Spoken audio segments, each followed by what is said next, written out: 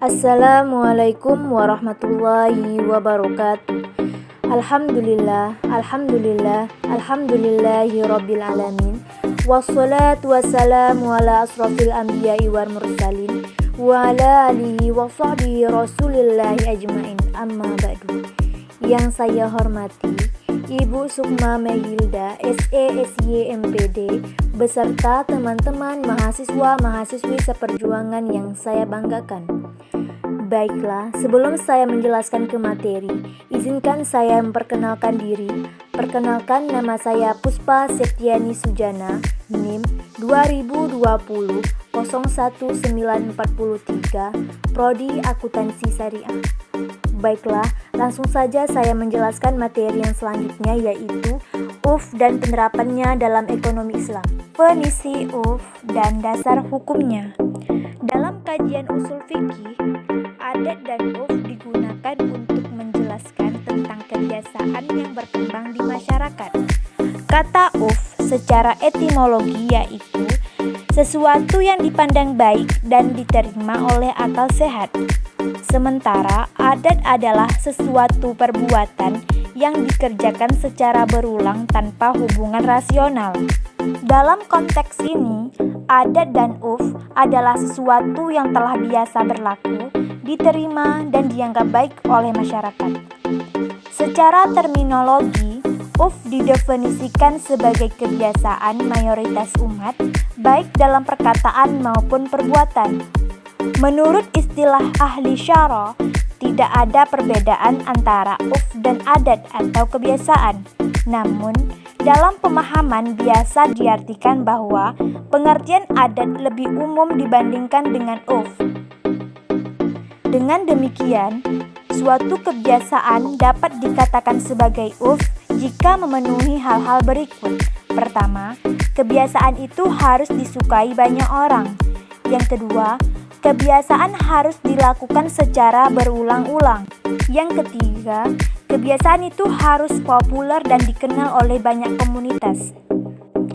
Dalam hukum Islam, UF menempati posisi yang penting dalam penetapan hukum.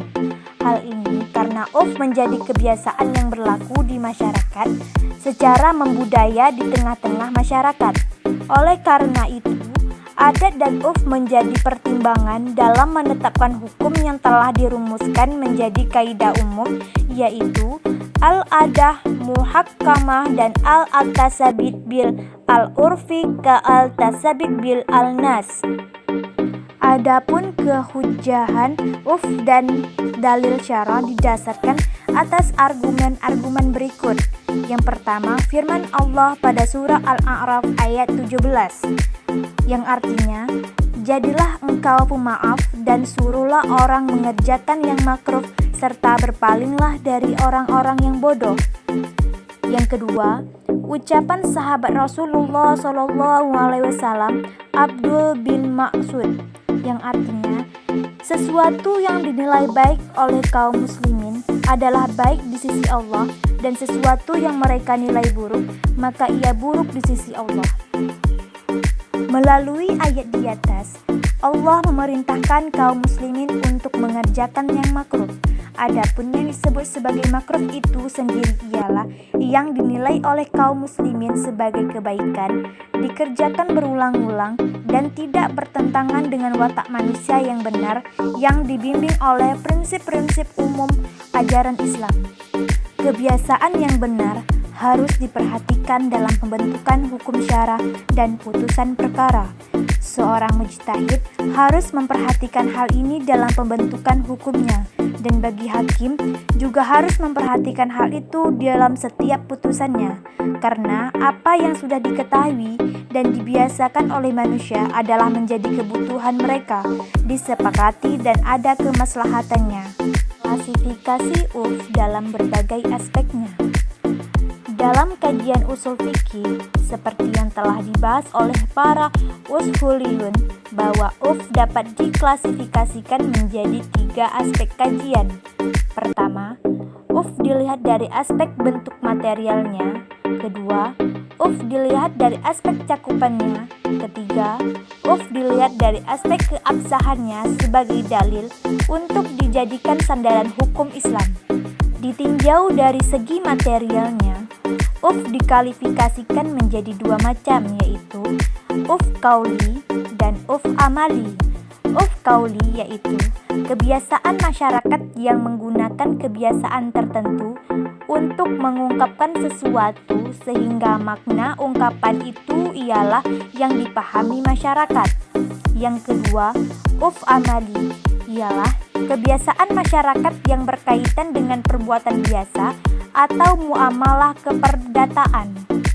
Adapun UF yang berkaitan dengan muamalat perdata adalah kebiasaan masyarakat dalam melakukan akad atau transaksi atau lainnya dengan cara tertentu. Lihat dari aspek cakupannya, UF dapat diklasifikasikan menjadi dua bagian, yaitu UF am, kebiasaan yang bersifat umum, dan UF khas, kebiasaan yang bersifat khusus.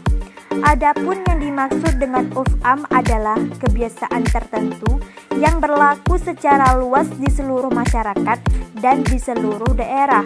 Misalnya, dalam jual beli mobil, maka seluruh alat yang diperlukan untuk memperbaiki mobil termasuk dalam harga jual tanpa akad tersendiri. Sementara UF khas adalah kebiasaan yang berlaku di daerah tertentu dan dalam masyarakat tertentu. Misalnya, kebiasaan yang berlaku di kalangan para pedagang, apabila terdapat cacat tertentu pada barang yang dijual, maka konsumen dapat mengembalikannya. Namun, pada daerah lain, cacat yang terdapat dalam barang yang sama, konsumen tidak dapat mengembalikan barang itu. Dilihat dari aspek keabsahannya, UF juga dapat diklasifikasikan menjadi dua, yaitu UF sahih dan UF fasid. Adapun yang dimaksud dengan UF sahih adalah kebiasaan yang berlaku dalam masyarakat yang tidak bertentangan dengan dalil-dalil dari Al-Quran dan hadis, tidak menghilangkan kemaslahatan dan tidak mendatangkan kemudorotan. Sedangkan UF fasid adalah kebiasaan yang bertentangan dengan dalil-dalil syara dan kaidah dalam syara. Syarat UF sebagai sumber hukum. Para ushuliyun sepakat untuk memberikan beberapa persyaratan dalam berlakunya UF sebagai sumber hukum apabila memenuhi syarat berikut. Yang pertama, suatu kebiasaan masyarakat baik yang khusus dan umum maupun yang amali dan qauli harus berlaku secara umum. Artinya, kebiasaan masyarakat tersebut harus berlaku dalam mayoritas kasus yang terjadi dalam komunitas masyarakat dan keberlakuannya dianut oleh mayoritas masyarakat tersebut. Kedua, UF dapat dijadikan sebagai sumber hukum adalah UF yang telah berlaku dan berjalan sejak lama di suatu masyarakat ketika persoalan yang akan ditetapkannya hukum itu muncul. Artinya, kebiasaan yang akan dijadikan sandaran hukum itu lebih dahulu ada di masyarakat sebelum kasus yang akan ditetapkan hukumnya. Ketiga, kebiasaan yang dapat dijadikan sandaran hukum tidak bertentangan dengan diungkapkannya secara jelas oleh para pihak dalam masalah yang sedang dilakukan. Keempat, suatu kebiasaan yang dapat dijadikan dasar hukum Islam manakala tidak ada teks yang secara jelas mengandung hukum dari permasalahan yang dihadapi. Artinya, jika suatu permasalahan sudah ada teksnya, maka UF atau kebiasaan itu tidak dapat dijadikan sebagai dalil hukum Islam. Kaidah tentang UF dan kontradiksinya dengan dalil. Adapun kaidah-kaidah fikih yang berhubungan dengan UF, kebiasaan yang bisa dijadikan sebagai sandaran hukum adalah sebagai berikut. Yang pertama, maksudnya suatu kebiasaan adalah sumber hukum. Terkait hal ini menunjukkan bahwa hukum Islam tidak anti budaya setempat, tetapi justru melestarikan budaya yang dianggap baik selama tidak bertentangan dengan syariat. Yang kedua, maksudnya sesuatu yang sudah diketahui oleh banyak masyarakat akan menjadi suatu kebiasaan yang dapat dijadikan sebagai sumber hukum, seperti halnya sesuatu yang diisyaratkan akan menjadi syarat atas sesuatu transaksi yang disepakati kedua belah pihak. Yang ketiga, maksudnya bahwa suatu hukum yang ditetapkan berdasarkan urf atau kebiasaan sama halnya dengan hukum yang ditetapkan berdasarkan teks. Hal ini menunjukkan bahwa urf memiliki peranan dalam pengembangan hukum Islam sebagai salah satu metode dalam merumuskan hukum Islam.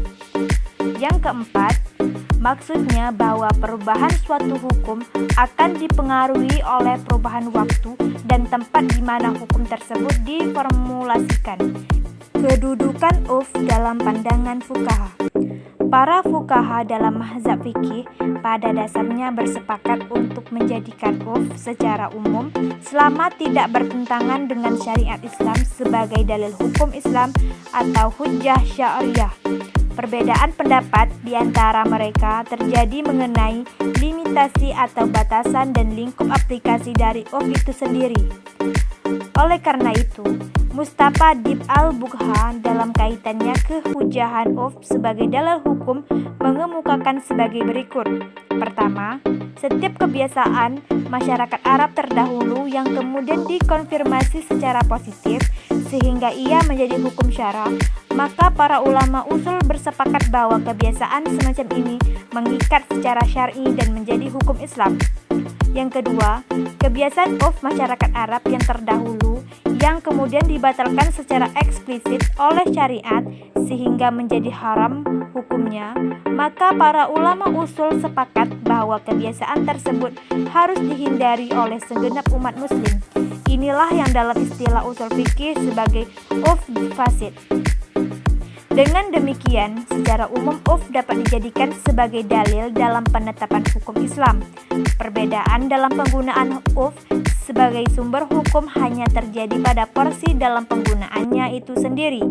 Itu artinya bahwa para fuqaha menjadi urf masyarakat sebagai bahan pertimbangan dalam menetapkan hukum Islam. Contoh penerapan urf dalam transaksi ekonomi Islam baru ini ialah seperti dalam jual beli yang dilakukan masyarakat tanpa mengucapkan syirat atau ijab kabul. Di supermarket atau pusat perbelanjaan modern, pembeli tinggal mengambil barang yang diinginkan sendiri kemudian langsung membayar di kasir. Apalagi uang yang digunakan sebagai alat pembayaran transaksi juga sudah non-tunai. Dan masih banyak lagi kegiatan transaksi ekonomi modern saat ini yang berbasis elektronik dan internet.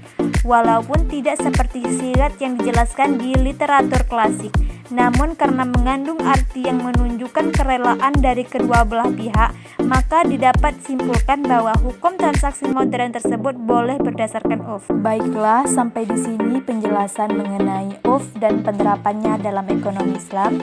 Jika ada salah kata dalam penjelasan, saya mohon maaf karena yang benar datangnya dari Allah Subhanahu wa taala dan salah berasal dari saya. Akhir kata, wabillahi taufiq wal hidayah. Wassalamualaikum warahmatullahi wabarakatuh.